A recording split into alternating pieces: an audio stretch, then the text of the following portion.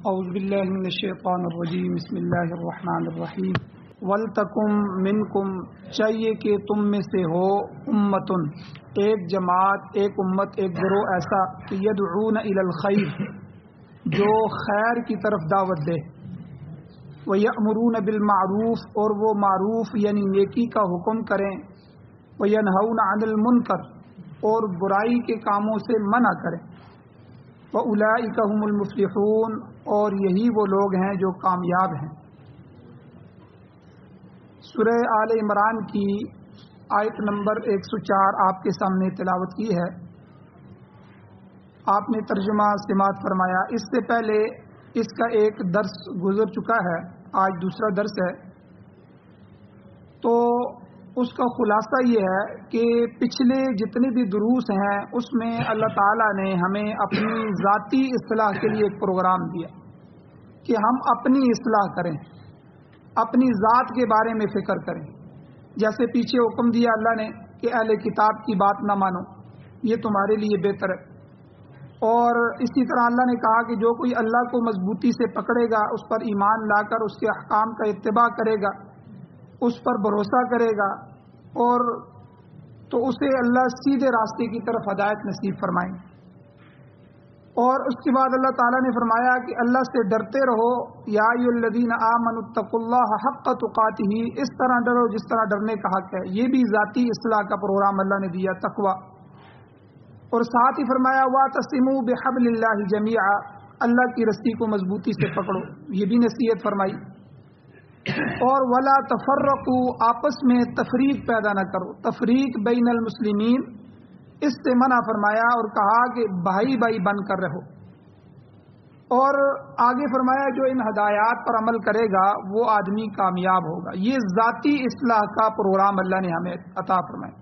تو آج کے درس میں اللہ نے دوسروں کی اصلاح کرنے اور ان کو راہ ہدایت کی طرف لانے کی جو ضرورت ہے اور اہمیت ہے، اس کو ہمارے اوپر واضح فرمایا کہ جہاں بندے کی اپنی اصلاح ضروری ہے وہاں بندہ دوسروں کی بھی اصلاح کرے۔ یہ دونوں چیزیں ضروری ہیں اور انسان پر لاگو ہیں۔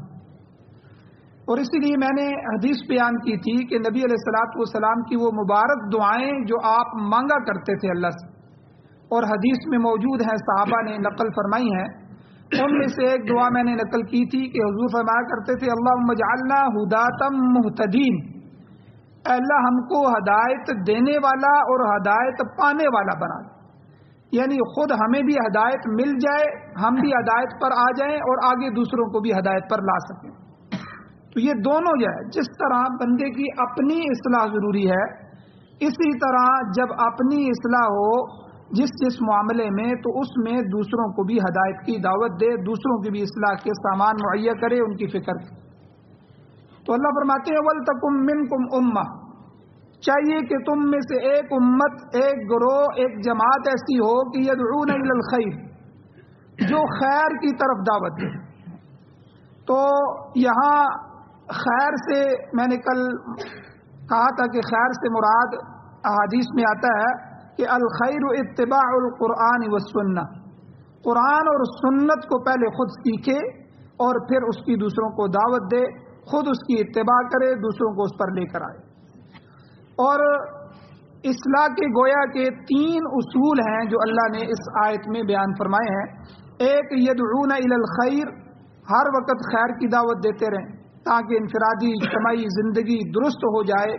کوئی آدمی انفرادی طور پر دعوت دے گا تو انفراد فرد ٹھیک ہوگا، فرد سے مل کر معاشرہ بنتا ہے، اب فرد سے مل کر خاندان بنتے ہیں، افراد ٹھیک ہونے شروع ہو جائیں گے تو خاندان بہتر ہوں گے، خاندان معاشرے کا حصہ ہوتے ہیں تو خاندان درست ہوں گے تو پورا معاشرہ درست ہوگا۔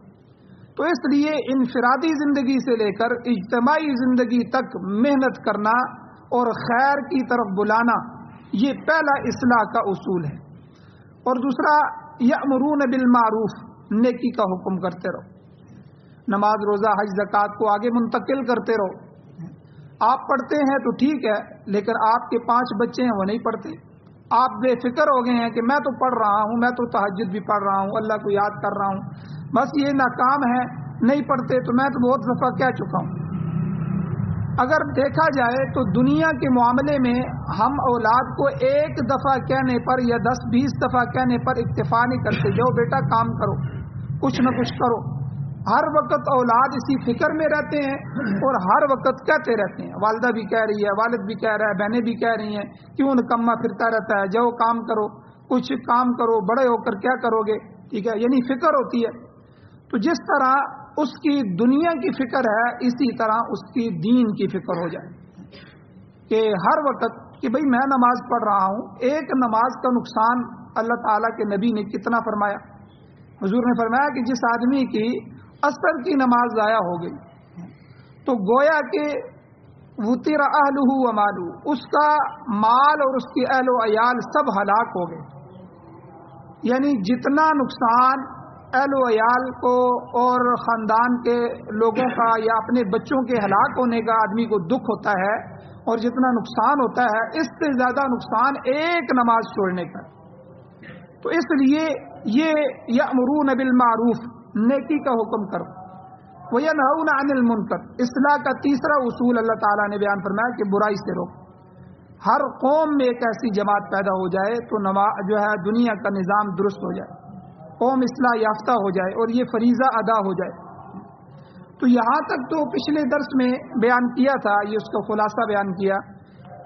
آج کے درس میں ایمان کے 3 درجات ہیں۔ یہ جو اندر ہمارے ایمان ہوتا ہے نا، کئیوں کا ایمان انتہائی اعلیٰ ہوتا ہے، کئیوں کا درمیانہ ہوتا ہے، کئیوں کا بالکل کنارے پہ پہنچا ہوتا ہے، اس سے نیچے کوئی درجہ نہیں ہوتا۔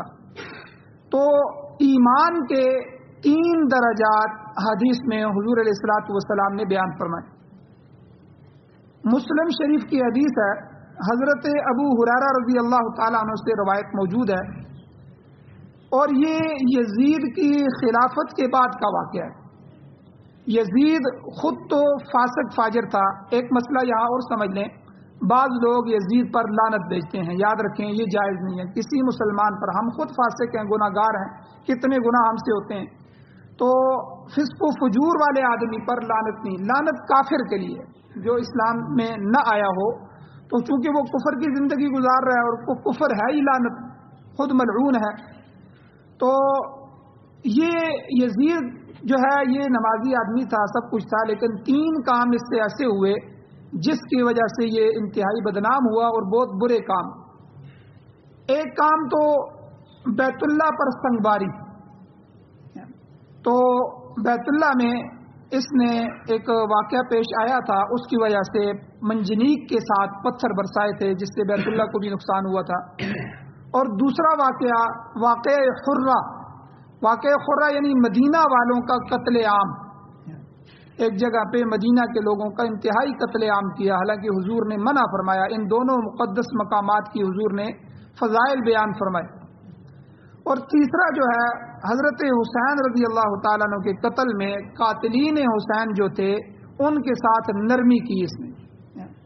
تو اگر یہ خود شریک نہیں تھا، حکم ان کے شہید کرنے کا نہیں دیا تھا، تو کم از کم ان کے شہید کرنے والے جو قاتل تھے ان کو قرار واقعی سزا دیتا۔ تو یہ چند واقعات کی وجہ سے یہ فسق و فجور کے اندر تھا۔ بہرحال جب یہ دنیا سے چلا گیا تو اس کا بیٹا اس کے مسند خلافت پر آ گیا۔ وہ بیٹا جو تھا اس کا نیک آدمی تھا، لیکن وہ 2 یا 3 مہینے سے زیادہ اس وزن کو نہیں اٹھا سکا، وہ فوت ہو گیا، اور اس کی زندگی اتنی تھی تو اس لیے اس کا نام بھی کبھی بیچ میں نہیں آتا۔ تو بہرحال اس کے بعد سن 65 ہجری میں مروان بن الحکم، یہ مروان جو ہے یہ خلیفہ بنا، اور اس کے زمانے میں ابھی صحابہ اکرام کافی سارے موجود تھے، اور تابعین جو ہے تو جو صحابہ کے شاگرد تھے وہ تو بے شمار جماعت موجود تھی، بڑے بڑے اہل علم لوگ موجود تھے۔ ایک واقعہ پیش آ گیا۔ واقعہ یہ ہوا کہ عید کا دن تھا، خلیفہ وقت جو تھا مروان بن الحکم، یہ حضرت ابو سعید خدری رضی اللہ تعالیٰ عنہ صحابی رسول تھے، ان کا ہاتھ تھامے ہوئے نماز عید کے لیے وہ جا رہے تھے۔ تو یہ عیدگاہ پہنچے تو مروان جو تھا وہ اپنا ہاتھ چھڑا کر ممبر کی طرف جانا چاہتا تھا، یعنی وہ جو ہے جا کر خطبہ دینا چاہتا تھا۔ تو حضرت ابو سعید خدری رضی اللہ تعالیٰ عنہ نے اس کا ہاتھ پکڑے رکھا اور اس کو روکا اور کئی دفعہ روکا کہ دیکھو عید کے دن پہلے نماز ہوتی ہے اور خطبہ بعد میں ہوتا ہے، اور جبکہ جمعے والے دن کے پہلے خطبہ ہوتا ہے، نماز بعد میں ہوتی ہے۔ عید اور جمعے کے نماز اور خطبے میں فرق یہ ہے کہ جمعے کے دن جو ہے ہم پہلے خطبہ دیتے ہیں، خطبے کے بعد نماز ہوتی ہے، نماز کے بعد فارغ، اور عید والے دن جو ہے پہلے نماز ہو جاتی ہے، اس کے بعد جو ہے خطبہ ہوتا ہے۔ تو ابو سعید خدری رضی اللہ تعالیٰ عنہ نے کئی دفعہ اس کو روکا کہ بھئی آپ ممبر کی طرف نہ جائیں، پہلے نماز پڑھ لیں، نماز کے بعد آپ خطبہ دیں چونکہ عید ہے۔ تو لیکن وہ نہ رکا اور ممبر پر پہنچ گیا، پہنچ کر اس نے خطبہ دینا شروع کر دیا۔ اب صحابی رسول نے اپنا حق ادا کر دیا تھا، اس کو پکڑے رکھا اور اس نے چھڑا لیا، اس کو کئی دفعہ روکا بھی۔ اب اتنے میں حاضرین میں سے جو مجلس تھی عید کے لوگ، عیدگاہ میں جو عید پڑھنے آئے تھے، ان میں ایک شخص کھڑا ہوا اور بلند آواز سے اس نے پکارا الصلاۃ قبل الخطبہ، کہ بھائی نماز خطبے سے پہلے ہے، یہ آپ کیا کر رہے ہو، خطبہ دے رہے ہو۔ تو مگر مروان پھر بھی نہیں مانا اور اپنی ضد پر اڑا رہا۔ تو صحابی رسول حضرت ابو سعید خدری رضی اللہ تعالیٰ عنہ کھڑے ہوئے اور انہوں نے فرمایا اما ھذا فقد قضى ما علیہ، یعنی اس شخص نے امر بالمعروف اور نہی عن المنکر کا فریضہ ادا کر دیا، یعنی اس نے روک دیا، اس کے بس میں جو چیز تھی اس نے کھڑے ہو کر اعلان کر دیا۔ حالانکہ حاکم وقت بڑا ظالم ہوتا ہے، تو اس کے سامنے حق بات کو کہنا، حضور نے فرمایا یہ سب سے بڑی جرت ہے کہ حاکم وقت کو کلمہ حق کہا جائے۔ اب اس واقعے میں یہاں کے بعد حضرت ابو سعید خدری رضی اللہ تعالیٰ نے وہ حدیث بیان فرمائی جو میں بیان کرنا چاہتا ہوں کہ ایمان کے 3 درجات ہیں۔ تو جب یہ قول انہوں نے ارشاد فرما دیا تو اس کے بعد فرمایا میں نے خود حضور علیہ الصلوۃ والسلام کی زبان مبارک سے سنا ہے، آپ علیہ الصلوۃ والسلام فرماتے تھے من رآ منکم منکرا، تم میں سے جو کوئی بھی کسی برائی کو دیکھے، کسی منکر کو دیکھے، فلیغیرہ بیدہ، تو اگر وہ اسے اپنے ہاتھ سے روکنے کی طاقت رکھتا ہے تو اسے اپنے ہاتھ سے روکے، جبرن روکے، زبردستی روکے۔ تو یہ ایمان کا سب سے اعلیٰ درجہ ہے، بندہ کسی کی پرواہ نہ کرے اور طاقت رکھتا ہے تو اس مجمع میں برائی عام ہو رہی ہے تو اس میں سر عام روکے۔ اور فَإِن لَّمْ يَسْتَطِعْ فَبِلِسَانِهِ، اگر وہ حضور نے فرمایا ہاتھ سے روکنے کی طاقت نہیں رکھتا، کئی دفعہ حالات ایسے ہوتے ہیں، کئی دفعہ بندہ ہاتھ سے نہیں روک سکتا تو زبان سے ہی کہہ دے، جا کر وہاں جو ہے ہاتھ سے اس کو رفع دفع نہیں کر سکتا، اتنی طاقت نہیں ہے، تو زبان سے کہہ دے کہ بھئی یہ آپ کام غلط کر رہے ہیں، یہ شریعت کے خلاف ہے، یہ اللہ اور اس کے رسول کی ناراضگی والا کام ہے، اور جو ہے یہ سب کے سامنے آپ کر رہے ہیں، گویا کہ آپ بغاوت پر اتر آئے ہیں اللہ اور اس کے رسول، تو زبان سے کہہ دے۔ یہ درمیانہ درجہ ایمان کا۔ اور اگر زبان سے بھی روکنے کی طاقت نہیں پاتا تو فبقلبہ، حضور نے فرمایا تو کم از کم یہ درجہ ہے کہ دل سے ہی اس کو برا جانے۔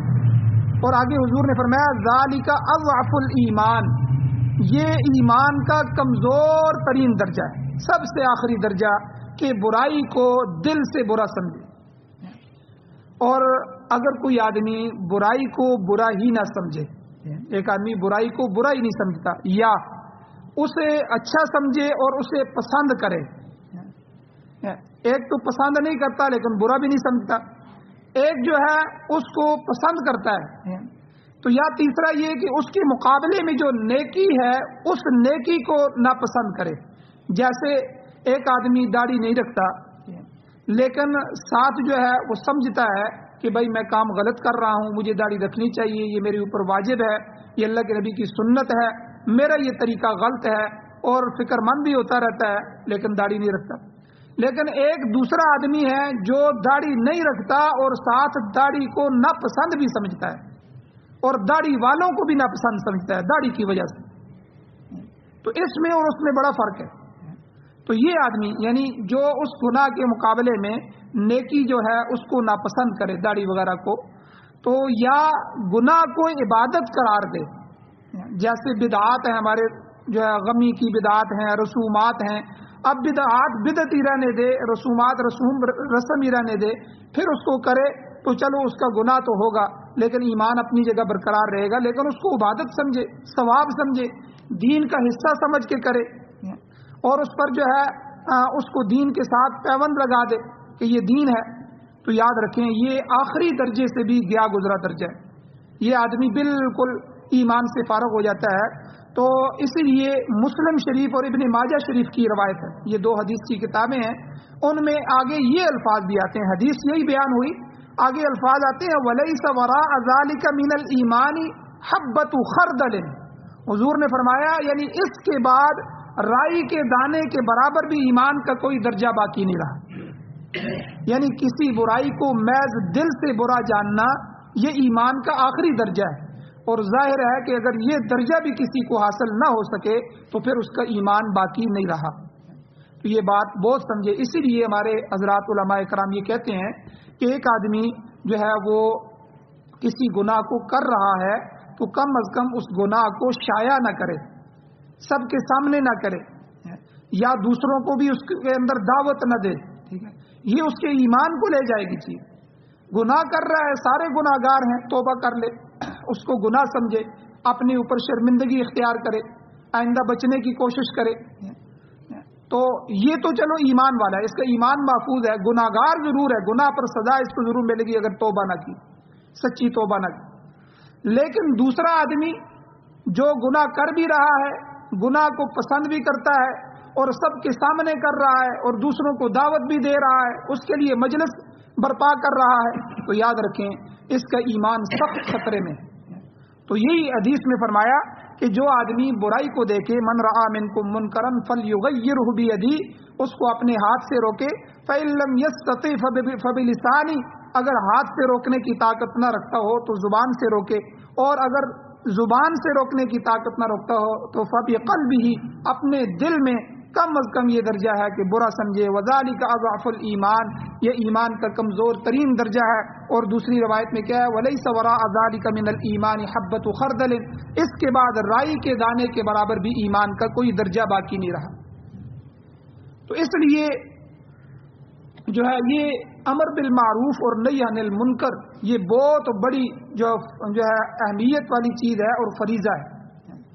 حضرت ابو سعید خدری رضی اللہ تعالیٰ عنہ اور حضرت حذیفہ رضی اللہ تعالیٰ عنہ، ان دو صحابہ سے روایت ہے، ان کے الفاظ یہ آتے ہیں حدیث میں کہ حضور نے فرمایا والذی نفسی بیدی، جب حضور علیہ الصلوۃ والسلام کسی چیز کی بہت ہی اہمیت کو بیان کرنا چاہتے تو حضور اپنی جان کو سامنے رکھ کے قسم اٹھاتے، حضور فرماتے والذی نفسی بیدی، قسم ہے اس ذات کی کہ جس کے قبضہ قدرت میں میری محمد کی جان ہے، میری جان جس کے قبضہ میں، یعنی رب العزت کی قسم، اللہ کی قسم۔ تو حضور نے اس حدیث میں بھی یہی فرمایا والذی نفسی بیدی، قسم ہے اس ذات کی جس کے قبضے میں میری جان ہے، لتأمرن بالمعروف، تم ضرور بضرور نیکی کا کام کرتے رہو، نیکی کا حکم کرتے رہو، وتنہون عن المنکر، اور اسی طرح ضرور بضرور برائی سے روکتے رہو، برائی سے رکتے رہو۔ اور اگر ایسا نہیں کرو گے تو حضور نے کیا فرمایا اس حدیث میں، لَيُوشِكَنَّ اللَّهُ يَبْعَثُ عَلَيْكُمْ عِقَابًا، تو پھر تم اس کا انتظار کرو کہ عنقریب اللہ تم پر اپنا عذاب مسلط کر دے۔ اگر ایک باپ دیکھ رہا ہے میری بیٹی ہے وہ پتلے کپڑے لگا کے میرے سامنے کالج کو جا رہی ہے، خود اس کو موٹر سائیکل پہ بٹھا کے لے کے جا رہا ہے، اور اسی طرح اس کے کانوں میں جو ہے وہ ٹوٹیاں لگی ہوئی ہیں، بیٹا بیٹھا ہوا ہے سامنے والد کے، وہ فلمیں دیکھ رہا ہے، گانے سن رہا ہے، تو نہ خود رک رہا ہے نہ اس کو روک رہا ہے، یا خود تو رک رہا ہے نماز کے لیے آ رہا ہے، ٹھیک ہے، خود اپنے اس سے باز آ رہا ہے لیکن اولاد کو نہیں روک رہا، یا اپنے ماتحتوں کو نہیں روک رہا، یا عام پبلک میں اس کا جو ہے امر بالمعروف نہی عن المنکر جو ہے وہ نیکی کا حکم اور برائی سے منع نہیں کر رہا۔ تو اس حدیث میں حضور نے یہ فرمایا کہ تم ضرور بضرور یہ دو کام کرو، لَتَأْمُرُنَّ بِالْمَعْرُوفِ وَتَنْهَوْنَ عَنِ الْمُنْكَرِ، ضرور بضرور حضور نے فرمایا، قسم اٹھا کے فرمایا کہ جس ذات کے قبضہ قدرت میں میری محمد کی جان ہے، میں اس کی قسم اٹھا کے کہتا ہوں کہ تمہیں یہ کام کرنے ہوں گے، یعنی مطلب یہ ہے ہر حال میں تمہیں یہ امر بالمعروف اور نہی عن المنکر کرنا ہوگا. اگر نہیں کرو گے تو پھر لیوشکن اللہ, انتظار کرو کہ اللہ تعالیٰ یبعث علیکم, بھیجے تمہارے اوپر عقابا, عذاب, پھر اللہ تمہارے اوپر عذاب بھیجے گا. آج دیکھیں عذاب کی کتنی شکلیں ہمارے اوپر مسلط ہیں. اولاد نافرمان ہے, وہی اولاد بڑھاپے میں گالیاں نکالتی ہے, وہی اولاد جو ہے بچپن میں نہیں مان رہی, اس کو ہم نے سکھایا ہی نہیں ماننا اور اپنے حکم کی اطاعت کرنا, اور وہ بڑے ہو کر جو ہے کوئی نافرمانی کر رہی ہے. اور اسی طرح جو بچپن کے باغی ہیں وہ بڑے ہو کر بڑے باغی بن گئے. اور اولاد جو ہے اپنے والدین کو دنیا کی نظر سے تول رہے ہیں کہ میرے والد نے میرے لیے چھوڑا کیا ہے, بنایا کیا ہے. حالانکہ ہر والدین اپنے دل کا خون نکال کر اولاد پر لگا دیتے ہیں. وہ مقدر کی بات ہے, کسی کو اللہ بہت دے دیتے ہیں, کسی کا کم ہوتا ہے, لیکن والدین کوئی کسر نہیں چھوڑتے. لیکن جب اولاد کی تربیت نہیں ہوگی, اپنے ماتحتوں کی تربیت نہیں ہوگی, تو وہ دنیا کے حساب سے تولیں گے کہ میرے والد کا وزن کیا ہے. اگر آپ کے پاس مال و دولت ہے تو آپ کی قدر بھی کریں گے, اور اگر مال و دولت نہیں ہے, کچھ نہیں چھوڑا, تو دنیا میں ہی آپ کو بے عزت کریں گے, دنیا میں ہی آپ کو گھر سے نکالیں گے. تو اس لیے, اور اس کے علاوہ کتنا بے برکتی کا عذاب اللہ نے ہمارے اوپر, برکت ہی نہیں ہے. 10 موٹر سائیکل کھڑے ہیں پھر بھی کہہ رہے ہیں ہماری ضرورت پوری نہیں ہوتی. ایک زمانہ ایک ایسا بھی تھا, ایک گھر میں ایک سائیکل ہوتی تھی, سب کی ضرورت پوری ہو جاتی. کھانے میں بھی ایک کمانے والا ہوتا تھا, سب کی ضرورت پوری ہو جاتی تھی. آج سب کما رہے ہیں تو کوئی ضرورت پوری نہیں ہو رہی. بے برکتیاں ہو گئی ہیں, نحوستیں پیدا ہو گئی ہیں. تو یہ اسی وجہ سے ہے کہ ہم نے کیا نہ سننا چھوڑ دیا ہے. اور پھر حضور علیہ الصلوۃ والسلام نے آخر میں اس حدیث میں فرمایا, ثم لتدعنہ فلا یستجیب لکم. پھر جب یہ واقعہ, یہ جو ہے حالت آ جائے گی, پھر تم اللہ سے دعا مانگو گے, اللہ دعا قبول نہیں کرے. گویا امر بالمعروف اور نہی عن المنکر سے اگر غفلت اختیار کرو گے تو اللہ تعالیٰ کی سزا کے مستحق بھی ٹھہرو گے اور اپنی دعاؤں کی قبولیت سے محروم ہو جاؤ. تو آج اللہ تعالیٰ ہماری دعا قبول نہیں کرتا. ہم لمبی لمبی دعائیں کرتے ہیں, مانگتے ہیں, لیکن بیماریاں بڑھ رہی ہیں, بے برکتیاں بڑھ رہی ہیں, اسی طرح جو ہے بد امنی بڑھ رہی ہے, ہر چیز ہونے کے باوجود. تو یہ ساری سزا اس کی ہے کہ ہم نے نیکی کا حکم کرنا اور برائی سے منع کرنا چھوڑ دیا. تو یہ امر بالمعروف نہی عن المنکر کا فریضہ ہے. تو یہ جو ہے اس آیت کے تحت ہمارے اوپر لازمی قرار دیا گیا ہے. اب انشاءاللہ کل کے درس میں بیان کریں گے کہ یہ فرض عین ہے یا فرض کفایہ ہے. فرض عین کہتے ہیں کہ وہ چیز کہ جو ہر آدمی پر فرض ہے. فرض کفایہ اس کو کہتے ہیں کہ جماعت المسلمین میں سے, مسلمانوں کی جماعت میں سے چند افراد اس کو ادا کر دیں تو سب کی طرف سے ادا ہو جاتا ہے. تو اس کا درجہ کیا ہے, اسی طرح کئی مسائل اور ہیں, ان کے درجات بھی بیان کریں گے. اور اس کے علاوہ اس کے جو مکلفین ہیں, آخر امر بالمعروف نہی عن المنکر کا مکلف کون ہے, آیا حاکم وقت ہے اس کے ذمے ہے یا عوام کے ذمے بھی ہے. انشاءاللہ ان مسائل کو کل کے درس میں بیان کیا جائے گا. اللہ جل شانہ سے دعا ہے اللہ ہمیں عمل کی توفیق عطا فرمائے. آمین. الحمدللہ رب العالمین والعاقبۃ للمتقین والصلاۃ والسلام علی رسولہ النبی الامی الکریم. اللهم ربنا آتنا فی الدنیا حسنۃ وفی الآخرۃ حسنۃ وقنا عذاب النار. یا اللہ ہماری کمیوں کوتاہیوں کو معاف فرمائیے. یا اللہ درگزر فرمائیے, صغیرہ کبیرہ گناہوں کو معاف فرمائیے. یا اللہ غفلت کی زندگی سے محفوظ فرمائیے. یا اللہ فکر نصیب فرمائیے, قرآن و سنت کو سننا, سمجھنا, اس پر عمل کرنا, اس کی اشاعت کرنے کی توفیق نصیب فرمائیے. یا اللہ قرآن و سنت کی خدمت کے لیے ہماری اور ہماری نسلوں کو, اولادوں کو یا اللہ قبول فرمائیے. یا اللہ پوری دنیا میں اسلامی نظام ہمیں نصیب فرمائیے. یا اللہ پوری دنیا کے باطل نظاموں کو ختم فرمائیے. یا اللہ جو حضرات مقروض ہیں ان کے قرضوں کے پورا کرنے کے اسباب پیدا فرمائیے. یا اللہ جو حضرات بیمار ہیں ان کو شفا عطا فرمائیے. یا اللہ جو ایمان کی حالت سے اس دنیا سے جا چکے ہیں, یا اللہ ان سب کی بخشش فرمائیے, بلند درجات عطا فرمائیے. یا اللہ ہم سب کو بھی قبر حشر آخرت کی تیاری نصیب فرمائیے. یا اللہ ہم حاضرین مجلس کی, سامعین مجلس کی جو بھی یا اللہ جائز حاجات ہیں, یا اللہ غیب کے خزانوں سے پورا فرمائیے. یا اللہ ہماری کوئی دعا بھی رد نہ فرمائیے. یا اللہ امر بالمعروف اور نہی عن المنکر, یا اللہ جس درجے میں آپ چاہتے ہیں اس میں ہم کمزور ہیں, یا اللہ ہماری کمزوریوں کے باوجود ہمیں معاف فرمائیے. یا اللہ اس فریضے کو ادا کرنے کی توفیق نصیب فرمائیے. صلی اللہ تعالی علی خیر خلقہ محمد وآلہ وصحبہ اجمعین برحمتک یا ارحم